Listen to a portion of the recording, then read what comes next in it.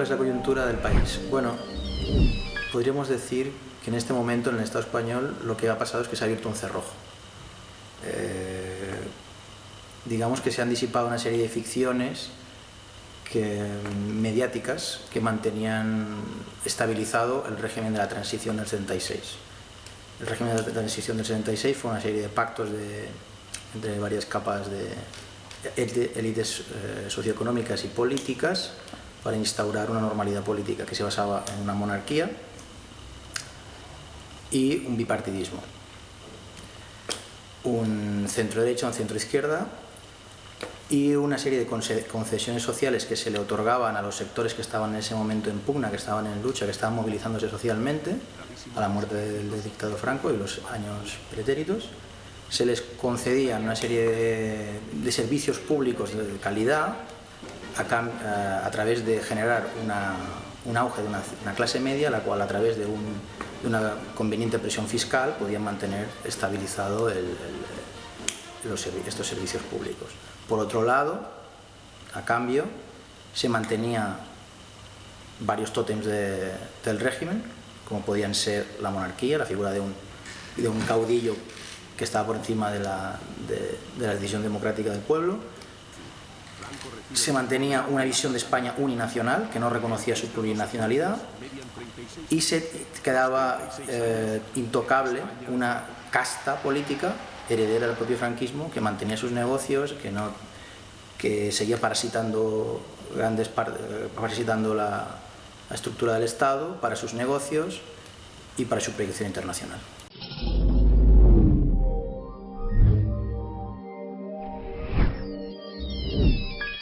Ha sido fundamental.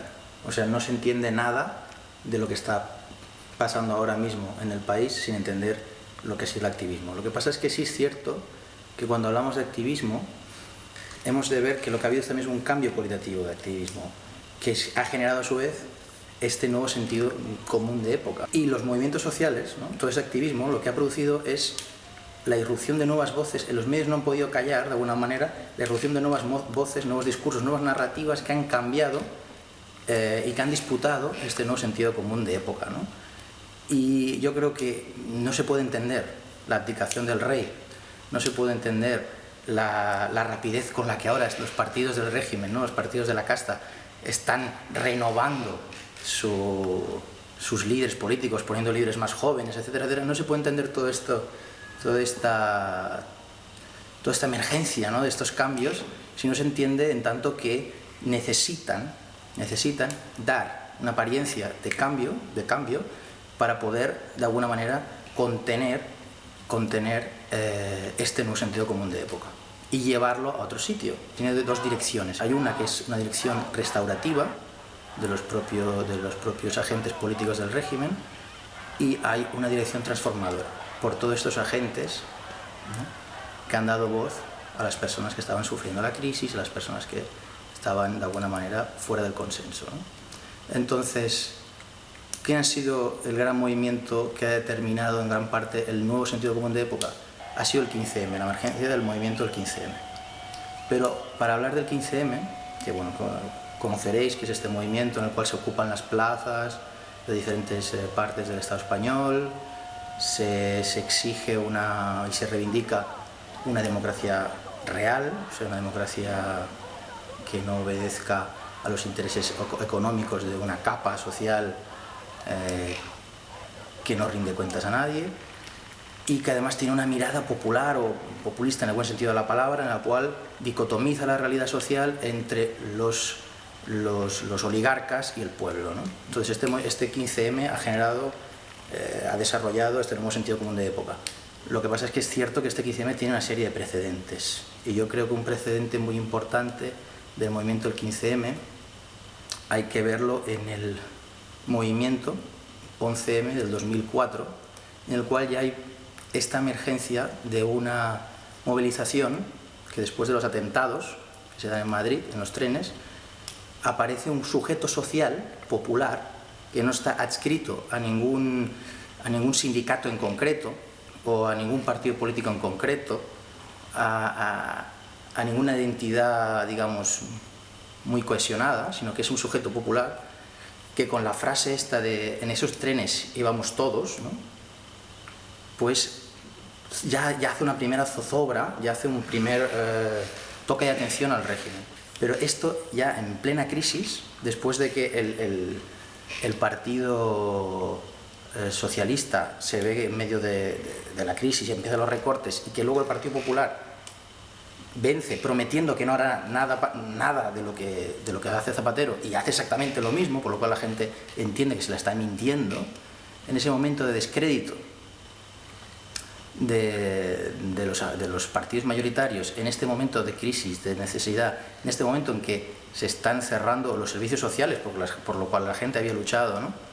Y en este momento en el que ya hay una serie de precedentes movilizadores que ya han ido cambiando la sensibilidad y la mirada, la forma de mirar de muchos de los sectores sociales de la sociedad española, pues evidentemente la emergencia del 15M acaba por generar una situación incontrolable para el Estado. Pero hay que sumarle todo el movimiento de mareas, de lucha por los servicios públicos, hay que sumarle el movimiento por el referéndum en Cataluña. Hay una serie de luchas muy plurales que ponen contra la pared la instancia del régimen, ¿no?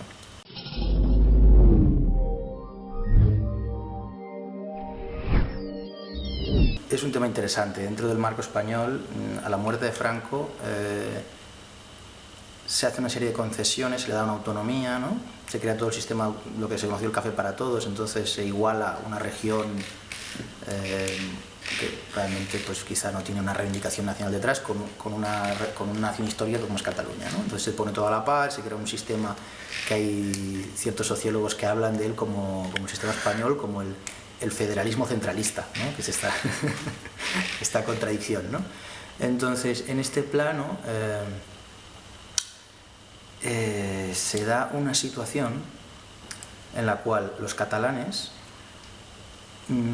mayoritariamente acaban eligiendo un partido que se llama Convergencia i Unió, que es un partido que representa realmente la casta local, la burguesía local catalana, etcétera, pero que tiene un discurso muy amplio, nacionalista catalán, y entonces lo que este partido de alguna manera vende es que ellos serán los protectores, los defensores de la cultura de la sociedad catalana y de los intereses en Cataluña, en Madrid, etcétera, etcétera. Y esta misma idea, esto se ha visto agotado de la misma manera en que se ha agotado todo el régimen español. Cada vez ha ido aumentando también por parte de muchos catalanes la idea de que se necesita una ruptura. Se necesita una ruptura porque el Estado, delante de su descomposición, lo que ha hecho la derecha política en el poder es no solo no negociar un nuevo estatus mejor para Cataluña, sino amenazar con la recentralización, empeorar, digámoslo así, empeorar las condiciones de la escuela pública catalana, imponer el castellano como lengua de cohesión. Qui és que l'escola catalana? Escolteu, el 14 de juny tothom a la manifestació. Som escola, escola en català. Pérdida digamos, de institucionalidad propia, de la autonomía, ¿no? O sea, que sea el Estado central el que controle ciertos aspectos de la sociedad, de las instituciones catalanas. Bueno, todo esto tuvo un momento, digamos, de no retorno, que fue con el Estatuto catalán. O sea, el Estatuto catalán marca una antes y un después. El Estatuto catalán es la ley por la que se rige la autonomía catalana. Se hizo digamos, una exhibición pública por parte de la centro-derecha, política, etcétera, en Cataluña, que es, bueno, llegaremos a todos un consenso para ampliar esta autonomía, para asegurarnos esta autonomía, para intentar mejorar, etcétera, etcétera. Se consensúa, se llega a una serie de acuerdos, se pasa todo el proceso político, se llenan los medios de comunicación hablando del proceso del nuevo Estatuto catalán, y cuando llega finalmente a Madrid, después de todo el proceso, después de todos los consensos, después de activar la sociedad civil, después de todo esto, el Madrid considera que este estatuto, que ha salido del Parlamento catalán, no es válido porque es anticonstitucional. Tengan por seguro que ha llegado la hora de que Cataluña vote y decida su futuro. Defendemos un referéndum sobre la independencia de Cataluña porque sabemos que es la mejor manera de defender a todos los catalanes. De esa cultura política que lo impone todo como un rodillo y que no entiende la pluralidad. Pero no tienen derecho a decidir qué hemos de hacer con España.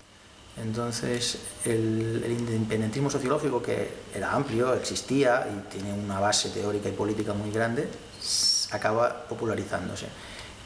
Hasta tal punto que la centroderecha, por no decir la derecha, entiende que para no perder cuota de voto y para no perder, digamos, foco político, debe de alguna manera ponerse delante de la pancarta e instrumentalizar el movimiento para unas reformas que le puedan interesar. Entonces la situación es muy compleja porque hay en Cataluña un sentimiento muy importante de independentismo, ha crecido muchísimo, hay una serie de reivindicaciones sociales por la protección de los medios públicos que van en muchos casos unidas a la reivindicación también de la sociedad catalana como un pueblo, como por ejemplo las reivindicaciones por la escuela, ¿no? Que por un lado son reivindicaciones para mantener la escuela pública, para que siga existiendo la escuela pública, para que no la desmantelen en el programa neoliberal del Partido Popular, y por el otro, para asegurarse que la escuela pública se hace bajo los criterios de la autonomía catalana, con el catalán como lengua vehicular, etcétera, etcétera, etcétera, ¿no?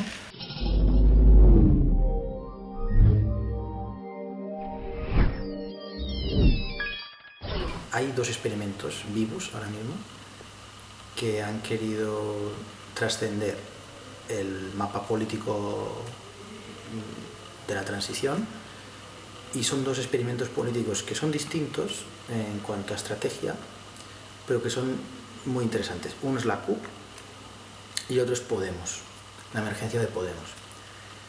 Y también hay un tercero que es la hibridación entre esos dos modelos, que esto es muy interesante también. Entonces la CUP es un modelo que viene muy anterior, es un modelo que tiene una historia, etcétera, etcétera, pero que con todos los procesos del 15M, etcétera, de la movilización social, alcanza una cota de popularidad muy importante y decide hacer el paso. Hasta ese momento se presentaban en municipios y decide hacer el paso entre los países catalanes y ir al Parlamento catalán, ¿no? Entonces eso es un primer movimiento que se atreve a dar ese paso. Pero por otro lado, la gente de Pablo Iglesias, Monedero, Errejón, etcétera, un grupo de profesores de Universidad de la Complutense de Madrid, tiene una idea distinta. Y ven el mismo escenario, hacen el mismo pronóstico, tiene que emerger una fuerza política que desbanque los partidos del orden, dado los cambios que ha habido en el sentido común de las personas, va a tener éxito. Y es importante para acelerar el proceso de transformación social, el proceso de nueva constitución material, o sea, de nuevo proceso, la apertura del proceso constituyente. Pero ellos hacen el siguiente análisis. Dicen, lo que hemos de hacer es, teniendo en cuenta que quien solidifica, quien hace sólido el momento constitucional son los medios de comunicación, o sea, sin los medios de comunicación no hay ese consenso, lo que hemos de articular es una propuesta mediática. Entonces, es curioso porque Podemos es, a diferencia de CUP, que empieza con los movimientos sociales, etcétera, etcétera, Podemos empieza como un movimiento de profesores y de activistas que lo que se plantean es tener un espacio mediático y tienen un programa de televisión. Ese programa de televisión es La Tuerca.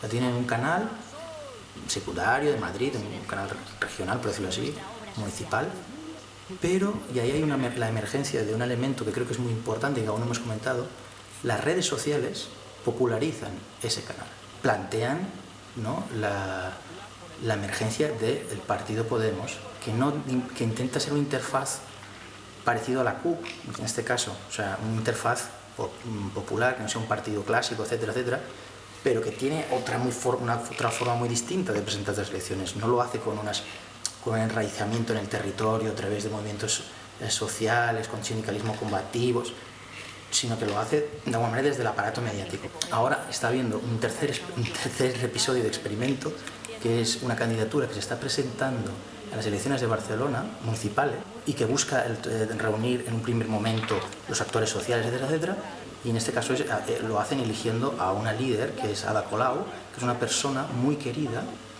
porque es la líder del movimiento contra los desahucios, contra los hipotecados, ¿no? Entonces ya es interesante ver qué velocidad está cogiendo toda la experimentación política en el Estado español, ¿no? Que en muy poco tiempo ha salido la CUP, ha salido Podemos, que en 4 meses ha ganado representación en las europeas y la ha superado, se ha convertido en la tercera fuerza, ¿no? Si no me equivoco, tiene 5 representantes parlamentarios, o sea, y muy probablemente en las elecciones españolas va a tener un resultado muy bueno.